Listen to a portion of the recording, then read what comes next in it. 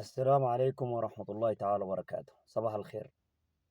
كيف أخباركم؟ إن شاء الله كم طيبين. فل ونشيل منامة ونجارامة أسمون مسل منيون مسل مني فل بدون فو فل بسودان فل بكاميرون فل بنيجر فل بمالي فل ببوركينا فل بتشاد فل بنيجيريا فل بسنتر أفريق فل بليبيا موريتانيا فل بدون فو أسمون فل دونغون دافو تأناني لفلامغول تأناني هالامكا to a fahmai nula ɗum yeso gaɗana ɗum partaje to a fahmi fulɓere am nde to a fahmai nde gaɗana bidiyo ngol partaje warangol ngol yaha yeso sai mi haala fulfulde mi haala arabre soire min godi probléme Sudan probléme amin gonɗum Sudan na ɗum probléme fulɓe ɗum probléme wuyɓe wujjoɓe kamɓe ummi ɓe ɗon nyama Sudan oɓe gadda yimɓe inna Tachad inna Mauritania Niger o Mali Central Afrique min godi fulɓe nder maɓɓe wujjoɓe leppol am ngol haalam ka usemon ɗo gonɗon fu keɓtino ka darare Ali Dirasa Central Afrique. Ali Dirasa mi hinnima usemani min ɗum bandirajo ma gi'eteɗo Hamid Yaqub mi ɓi pullo Sudan wo an Ali Dirasa garɗo he wuro am Tulus garɗa gure amin garɗa a andi Tulus min jaɓi duuɓi garɗa ɗi min jaɓima Ali min jaɓima min koƴima dow koye amin min fulɓe an a pullo nde garɗa koɗo min koƴma ɗum lenyolo pulaku lakin Ali ta hulat Allah to a pullo a ɓi pullo a dimo a musidinɗo kosam innama kosam halal jam danejam nan lefolam ngol boɗɗum andi Usman Abdallah Abu Juli kam warde ma wana an aɗon dari hasibe maɓɓe ɓe ɗon dari ɓe geloɗen ɓe ɗon nyama Sudan annulɗo yimɓe 2023 annulɗo yimɓe 1000 personnes 270 nulɗa ɓe maayi Ali ɓe maayi ɓe jahroɗa waɗɓe inna ɗo Central Afrique han Raja ledda ami seri ɓe maayi ɓe e hande heshi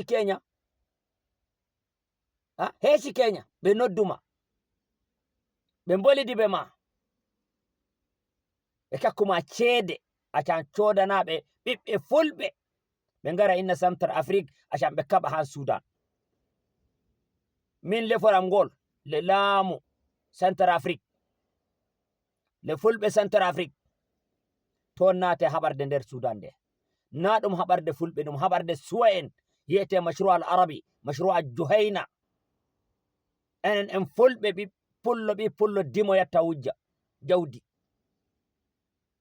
koƴɗon ɓiɓɓe yayri en koƴɗon Ali Dirasa on kulta Allah inna Khartoum koƴɗon ɓe ha jaharɗon ɓe Central Afrique ɓe joɗaki jaharɗon ɓikkon debboñ pamaron jaharɗo dallon koye han Cameroon ambassade Cameroon are ande haala ka boɗɗum fahme haalam ka يجب أن رسالتي تصل لكل الفلاتة ولكل أبناء الفلاتة في أفريقيا عامة ورسالة خاصة لأخونا علي دراسة سنتر أفريق سيليكا أسمع كلامي كويس بسلم عليك أنا أخوك حامد يعقوب. يا أخوي لما جيتنا في تونس رحبنا بك كأخو وجاي من دولة شقيقة في سنين مضت. رحبنا بك أخو وضيف عزيز، وده أقل واجب نعمله لك. لكن الآن أنت في عام 2023 اتطاولت على الشعب السوداني ورسلت مرتزقة على دراسة. رسلت المرتزقة مع الدعم السريع بواسطة عثمان عبد الله أبو جولي وأبو جنبة. وأنت عارف أنا بقول في شنو. رسالتي من هنا لحكومة سنتر أفريقيا ولأبناء الفلاتة في سنتر أفريقيا: كفوا أيديكم من السودان.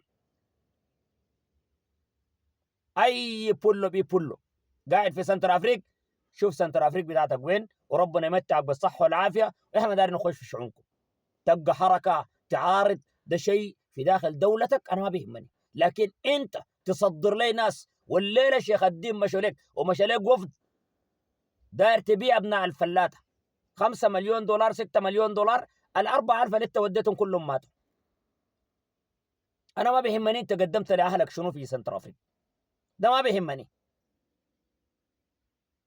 ده شيء يخصك كأهل دراسة في داخل الحركة بتاعتك يخصك، لكن إياك أن تتطاول عن السودان. وبنهزرك المرة دي، وأتمنى رسالتي تصل حكومة سنتر أفريقيا والمخابرات بتاع سنتر أفريقيا. نحن دول بتاع الجوار، ونحن كأبناء الشعب الفلاني عندنا امتداد كبير جدا. بنحذر التدخل في داخل شؤون الدولة. أبناء عمومتنا في أي بلد احترم نفسك، اقعد في سنتر أفريقيا بتاعتك. أنت ما عندك علاقة بالسودان. أتمنى رسالتي دي تصل لأي زول لقى اللايف ده، أمانة في رقبتك لازم توصله سنتر، ولازم تعمل له شير بيصل سنتر أفريقيا.